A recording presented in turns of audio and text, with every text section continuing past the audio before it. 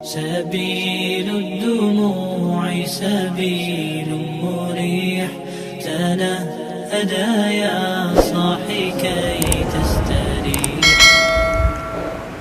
الحمد لله وكفى والصلاة والسلام على رسوله المصطفى وعلى آله وأصحابه ومن اهتدى.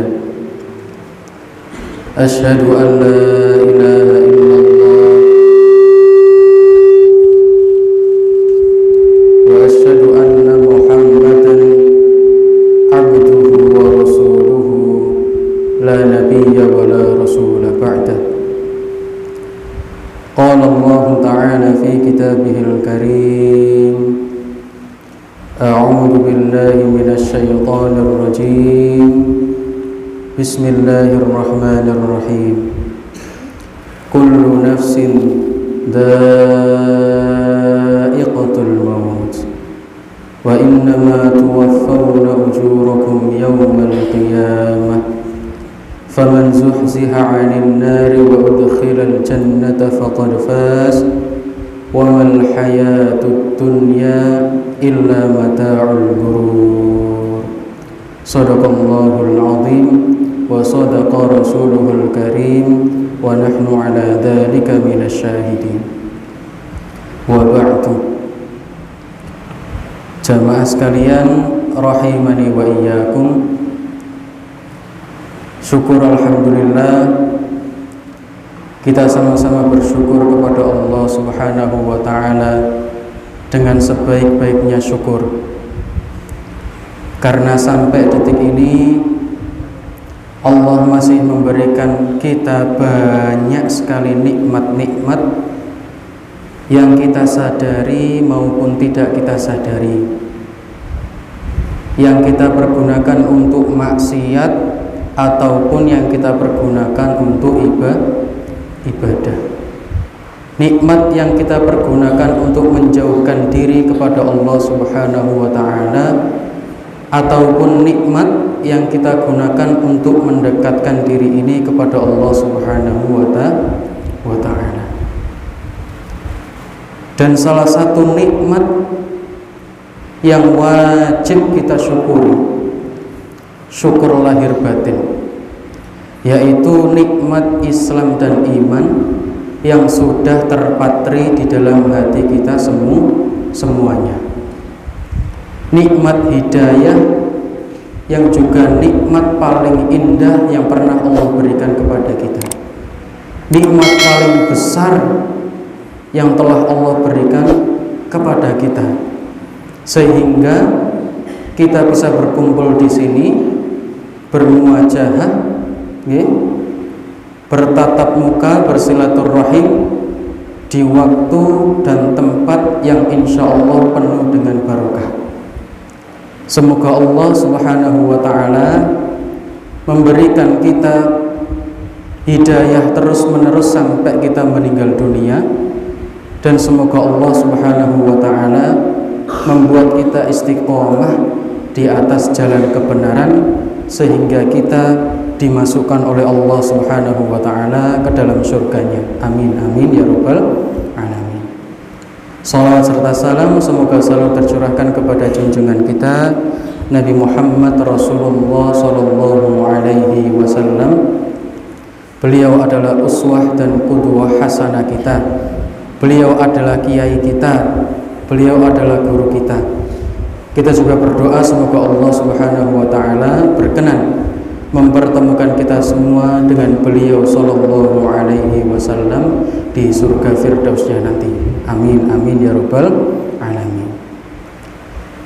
Jamaah sekalian rahimani wa iyyakum. Aslinya Pak, saya ini tidak pantas untuk bisa duduk atau berdiri di sini. Ya, karena masih banyak sekali ustadz-ustadz, para asatid, kiai kami, ulama kami yang saat ini duduk di depan ini.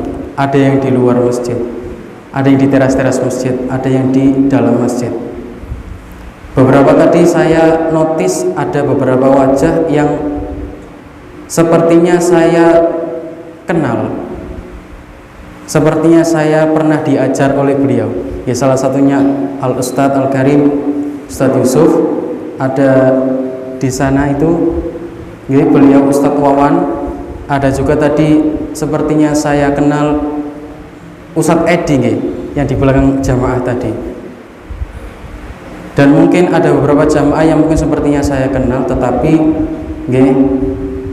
mungkin sudah tua sayanya Bu, sudah lupa wajah-wajahnya. Umur sudah berapa? 26 apa 27 saya ini. Ya, jadi mohon dimaklumi kalau misalkan ada para jamaah yang kenal saya tapi saya tidak kenal balik, mohon dimaklumi. Tema pada malam hari ini Bapak Ibu sekalian rahimani wa iyyakum adalah kehidupan dunia ini adalah waktu atau singkat waktu yang sangat singkat. Tema ini kami terinspirasi oleh salah satu firman Allah Subhanahu wa taala di dalam surat Yunus ayat 45. Allah berfirman, A'udzu billahi minasyaitonir rajim. Bismillahirrahmanirrahim.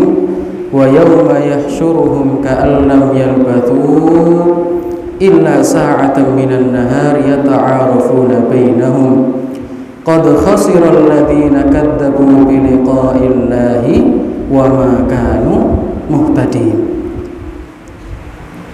Dan ingatlah ketika Allah Subhanahu wa ta'ala mengumpulkan manusia dari zaman Nabi Adam sampai nanti manusia yang terakhir mati, zamannya Nabi Muhammad itu semuanya dikumpulkan. Di sini ada kata hasyara. Hasyara itu artinya mengumpulkan, Bu. Makanya nanti di hari kiamat ada sebuah tempat perkumpulan namanya padang mahsyar. Nah, itu dari apa? Dari kalimat atau dari kata hasyara. Wa yauma yahsyuruhum, dan ketika Allah mengumpulkan manusia, saat itu manusia ditanya, wahai hamba-hambaku, seberapa lama kalian hidup di dunia? Manusia menjawab, ka'allam yalbathu illa sa'atan minan nahar. Walaupun mereka sudah hidup 60 tahun, walaupun mereka sudah hidup sampai ratusan tahun, tetapi tetap saja mereka menjawab pertanyaan tadi dengan mengatakan ka'allam yalbathu illa sa'atan minan nahar. Ya Allah, kami hidup di dunia itu sepertinya kami merasa cuma sebagian waktu di siang hari. Siang hari itu dari jam 12 dan sampai sekitar jam 3 nih. Cuma 3 jam toh. Tetapi manusia ini menjawab ka'allam yalbathu illa sa'atan minan nahar. Bahkan sampai 3 jam saja nggak nyampe sampai 3 jam. Kami merasa seperti itu, wahai Allah Subhanahu wa ta'ala. Tetapi banyak manusia, ya, orang yang sudah mati atau sampai detik ini, banyak sekali yang memanjangkan angan-angannya. Dalam tanda kutip, ya, memanjangkan angan-angannya. Seakan-akan mereka itu hidup di dunia sampai ribuan tahun, sampai puluhan ribu tahun. Nanti malam saya akan mengerjakan ini, besok pagi kami akan melakukan ini, minggu depan saya akan melakukan ini, terus bulan depan, tahun depan, 5 tahun ke depan, 10 tahun ke depan. Kalau umurnya nggak nyampe, tenang saja, anak saya besok 5 tahun ke depan seperti ini. Angan-angan terus dipanjangkan, seakan-akan mereka tidak akan pernah dimatikan oleh Allah Subhanahu wa ta'ala, dalam tanda kutip. Ini konotasi ataupun tujuan angan-angan itu hanya untuk duniawi saja. Pokoknya full dari pagi, dari bangun tidur sampai tidur lagi, orientasi kehidupannya atau tujuan kehidupannya hanya duniawi. Panjang sekali angan-angannya sampai nanti Allah matikan dia dalam keadaan mencari dunia. Jangan sampai kita seperti itu, Pak.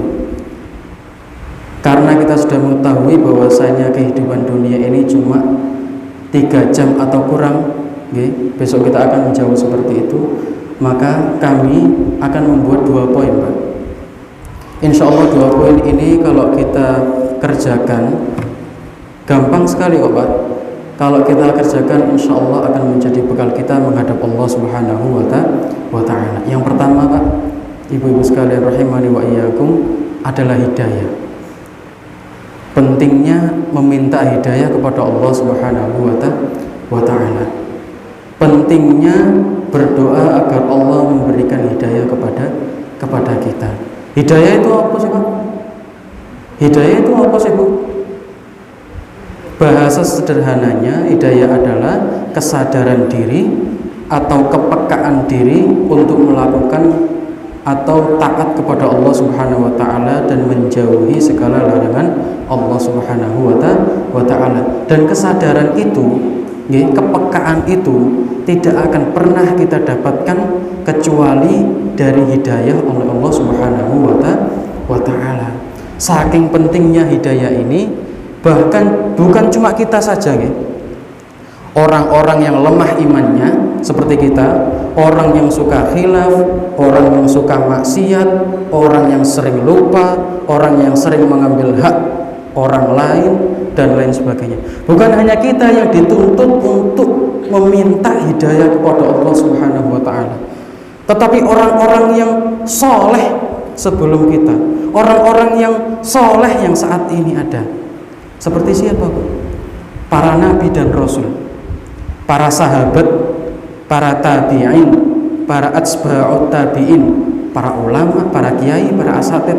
Mereka juga dituntut untuk meminta hidayah kepada Allah Subhanahu wa Ta'ala. Kalau ada pertanyaan, kalau ada yang bisa jawab ini, ada pertanyaan. Kalau ada yang bisa menjawab, insya Allah akan saya kasih hadiah, dan hadiahnya akan saya titipkan kepada Al-Ustadz Al-Karim Ustadz Yusuf. Bu, Pak, mengapa bukan hanya orang yang lemah imannya saja yang harus meminta hidayah kepada Allah Subhanahu wa Ta'ala? Kenapa orang-orang soleh juga dituntut untuk meminta hidayah kepada Allah Subhanahu wa Ta'ala? Ayo, yang jawabannya benar atau mendekati, insya Allah saya kasih hadiah. Angkat tangan, langsung berikan jawabannya. Saya tunggu 1, 2, 3, 4, 5. Sepertinya jamaah Mushola Nurul Adhkar ini para orang-orang yang tawadhu nih. Aslinya ngerti, tetapi gak usah mas, hadiah gak sama repot. Buatan. Salah satu alasan kenapa orang-orang soleh kok masih tetap dituntut untuk meminta hidayah adalah gak ada yang bisa menjamin, Bu. Gak ada yang bisa menjamin kita nanti mati dalam keadaan mendekap hidayah tersebut. Gak ada yang bisa menjamin kita nanti mati dalam keadaan beriman kepada Allah Subhanahu wa Ta'ala. Gak ada yang bisa menjamin kita mati nanti dalam keadaan husnul khatimah kecuali Allah Subhanahu wa Ta'ala. Banyak, Pak, Bu, kisah-kisah yang sudah ada, yang sudah diceritakan oleh Allah Subhanahu wa Ta'ala di dalam Al-Quran maupun sunnah Nabi Muhammad SAW, yang menjelaskan kehidupan awal seseorang yang bertabur iman, Pak. Ini Masya Allah, dari awal kehidupan, Masya Allah, ibadahnya tanpa putus, yang wajib dikerjakan, yang sunnah dikerjakan. Muamalah kepada Allah, Masya Allah, baik sekali. Muamalah kepada tetangga, kepada sanak saudara, kepada keluarga, rekan kerja, Masya Allah, baik. Tetapi akhirnya dia mati dalam keadaan murtad. Dia mati dalam keadaan su'ul khatimah. Bal'am bin Bawrah. Siapa yang gak kenal dengan beliau, Bu? Bal'am bin Bawrah, seorang ulama yang masyhur sekali, hidup pada zaman Nabi Musa alaihissalam.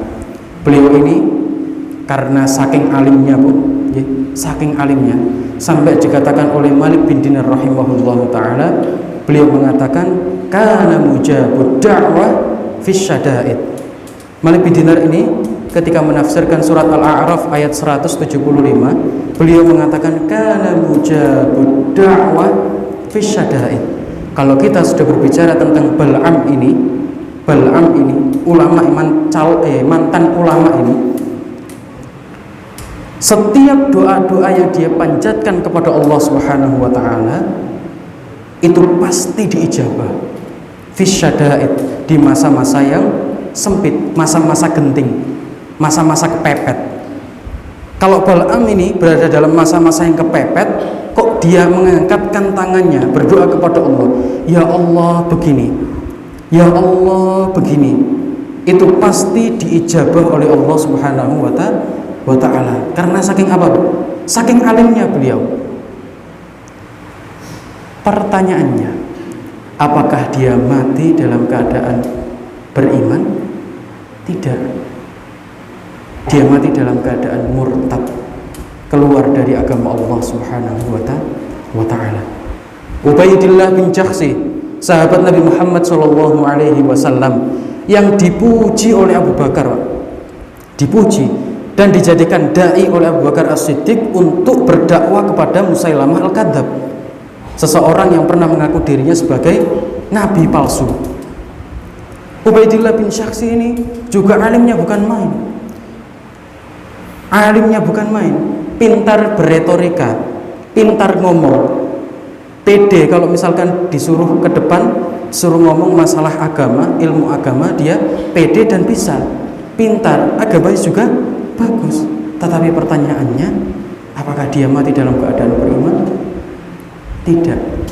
Murtad. Rajul unfuwah, sahabat Nabi juga, yang pernah menyelamatkan kehidupan agamanya. Karena dia beribadah di Mekah sudah tidak bisa, mau beribadah begini begitu tidak bisa, karena diserbu oleh kaum kafir Quraisy.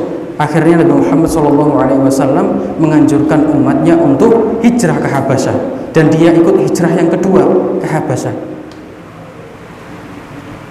Usaha beliau untuk menyelamatkan agamanya sangat kuat. Tetapi apa, Bu? Dia mati dalam keadaan murtad. Kecintaannya kepada khamr menjadikan dia murtad di Habasyah.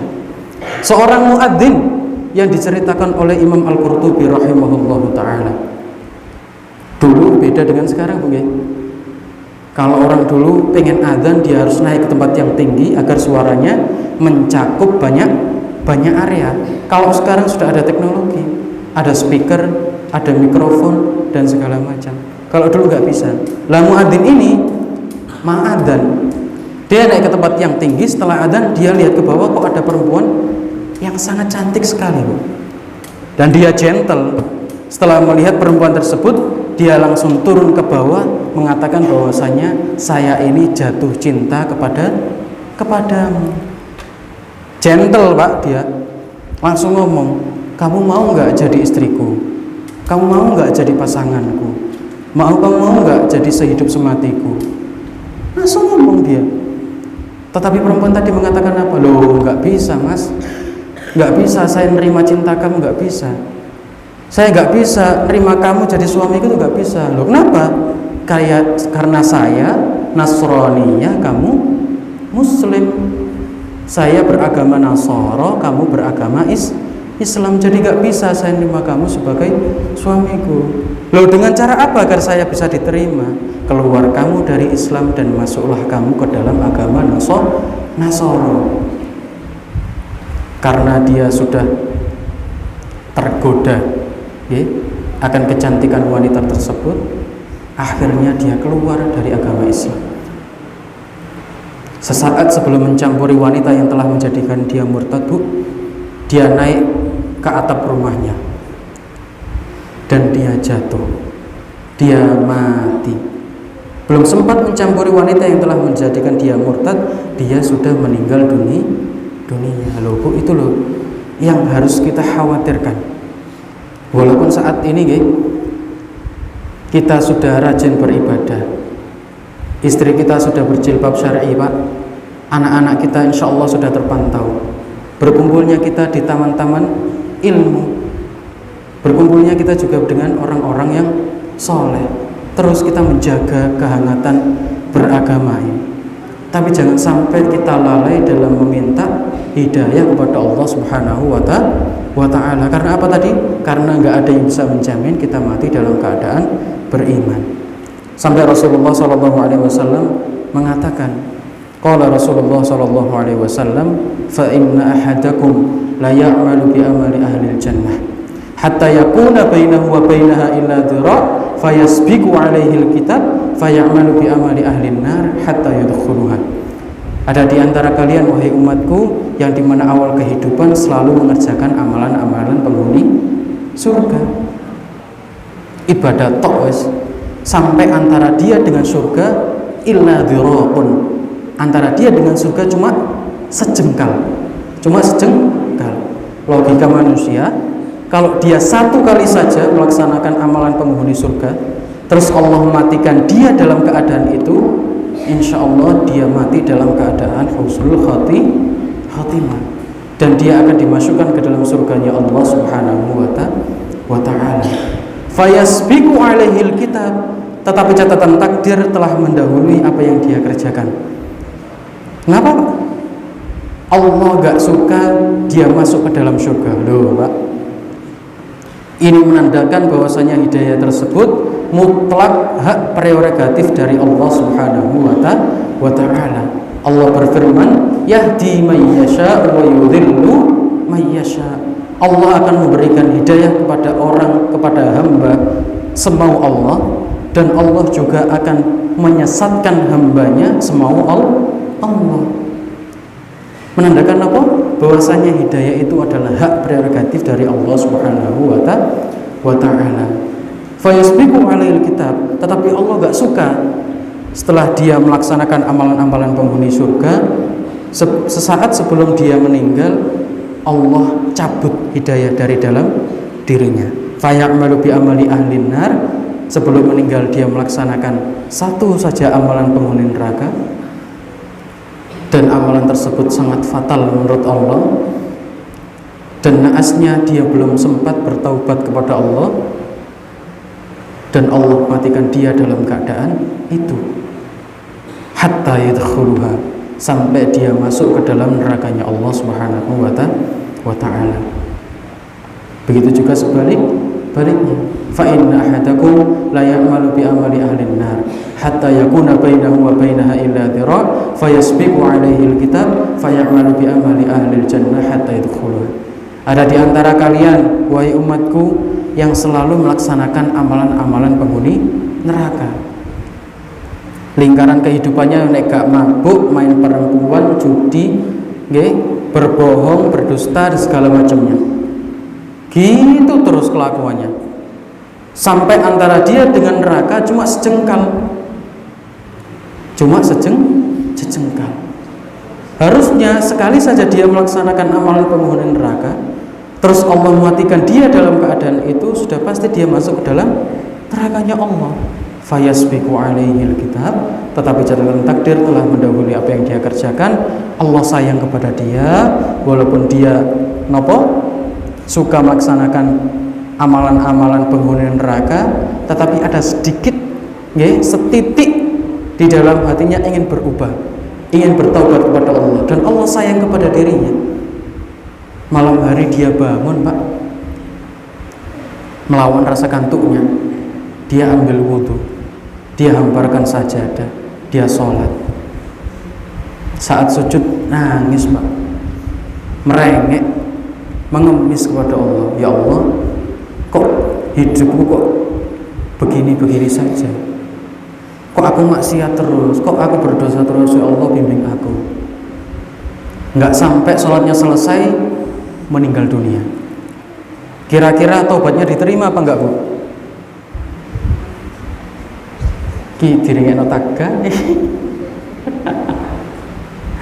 Kira-kira taubatnya diterima apa enggak? Insyaallah diterima. Fayasbiqu 'alal kitab fayamalu bi amali ahli jannah hatta yadkhula. Setelah dia menangis bertobat kepada Allah, Allah masukkan dia ke dalam surganya Allah Subhanahu wa ta'ala. Jadi Bapak Ibu sekalian rahimani wa iyyakum, jangan sampai kita lalai ataupun lupa dalam meminta hidayah kepada Allah Subhanahu wa ta'ala. Para ulama terdahulu itu Bapak Ibu sekalian, kalau berdoa setelah selesai sholat di waktu-waktu yang mustajab, di antara adzan dan iqamah, mungkin pada saat hujan, saat terdolimi, 1 jam sebelum matahari tenggelam pada hari Jumat, atau di waktu-waktu mustajab lainnya, itu para ulama tidak akan meminta dunia kecuali setelah mereka meminta 5 poin yang berkaitan dengan agama mereka. Yang 5 poin ini insya Allah semoga Bapak Ibu sekalian dan kami khususnya bisa mengamalkan 5 ini. Pada saat sholat insya Allah kita semua akan meminta 5 ini, setelah itu baru meminta hal yang bersifat duniawi. Yang pertama meminta surga. Yang pertama sekali itu meminta surga. Jadi walaupun faktanya kita setiap harinya selalu melaksanakan amalan penghuni neraka tadi, maksiat tadi, suka lupa, suka lalai, suka khilaf. Yang pertama dan yang selalu utama yang kita minta yang pertama adalah surga. Dan jangan sampai sungkan, Pak. Ini mungkin syubhat atau apa yang beredar di dalam masyarakat. Ada sebuah syair yang banyak sekali dihafal oleh masyarakat kita. Takutnya syair ini kalau dijadikan doa itu takutnya kurang bagus. Kalau hanya dijadikan syair nggak apa-apa. Kalau dimasukkan ke dalam doa kurang bagus. Syairnya gimana, Mas? Ilahi lastulil firdausi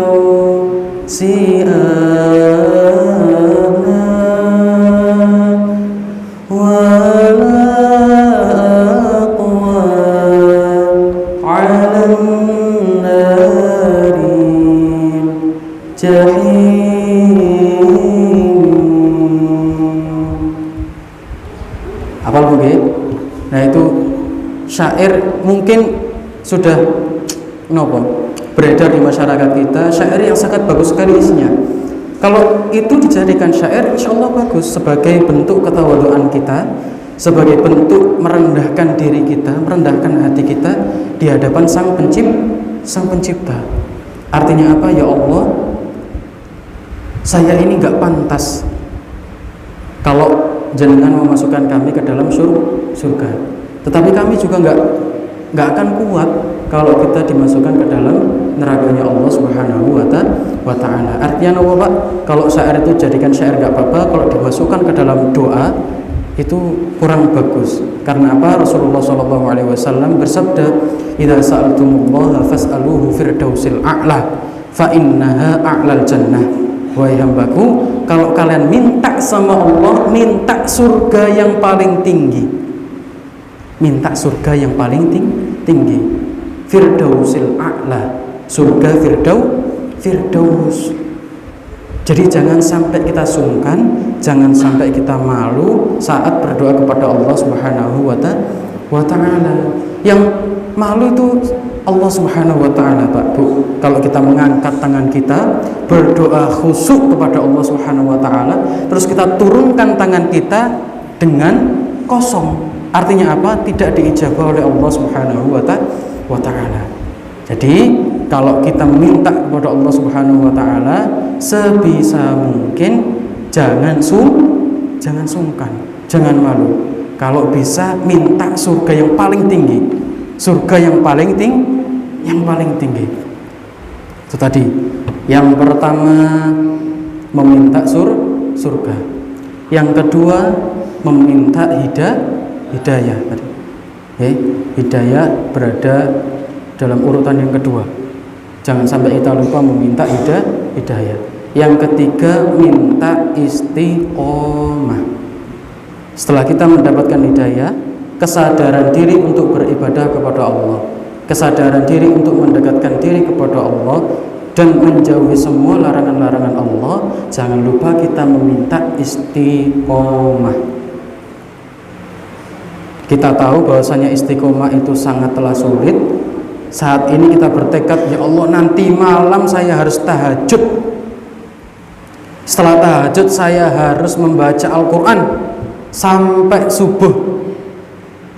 Nanti malam mungkin Bapak Ibu sekalian bangun, bangun sholat, baca Al-Quran sampai sholat subuh. Besok mungkin bangun karena besarnya tekad Bapak Ibu sekalian. Besoknya lagi mungkin bangun. Pekan depan belum tentu, bulan depan belum tentu. Itu namanya istiqomah. Setelah kita mendapatkan hidayah, jangan sampai kita lupa agar kita meminta istiqomah. Yang pertama meminta surga, yang kedua meminta hidayah, yang ketiga meminta istiqomah, yang keempat meminta husnul khatimah. Setelah kita minta istiqomah, melakukan amal kebaikan secara kontinu pada saat terakhir sebelum kita meninggal dunia adalah saat-saat yang menegangkan, saat-saat yang menentukan apakah kita akan mati dalam keadaan husnul khatimah atau mati dalam keadaan su'ul khatimah.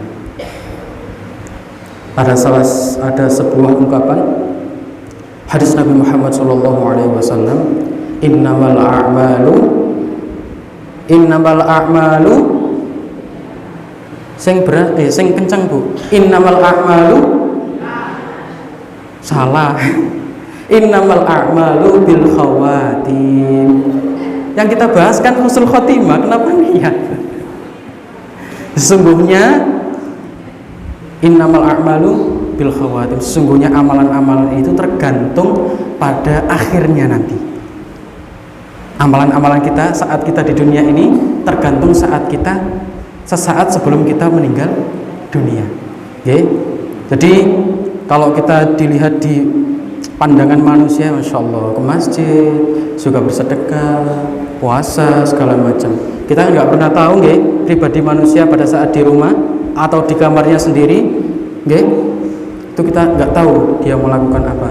Lah mungkin hal-hal yang seperti itu, hal-hal yang bersifat mahjub, tertutup seperti itu, hanya Allah yang tahu, yang akan mengakibatkan, yang akan menentukan nanti kita mati dalam keadaan husnul khatimah ataupun su'ul khatimah. Karena itu Nabi Muhammad mengatakan, bersabda, innamal a'malu bil khawatim, sesungguhnya amalan-amalan itu tergantung nanti pada saat kita meninggal dunia. Kita hitung lagi Bu. Yang pertama, kita berdoa agar Allah memberikan kita surga. Yang kedua, agar Allah memberikan hidayah. Yang ketiga, agar Allah memberikan kita istiqomah. Yang keempat, agar Allah memberikan kita husnul. Yang kelima, semoga Allah memberikan kita maghfirah. Semoga Allah memberikan ampunan setelah kita meninggal dunia. Karena kita tahu Bapak Ibu sekalian, manusia ini sebaik apapun, sesempurna apapun, itu pernah melakukan kesalahan, Bahkan Nabi Muhammad SAW diabadikan di dalam salah satu surat di dalam Al-Quran. Allah berfirman, abasa wa tawalla.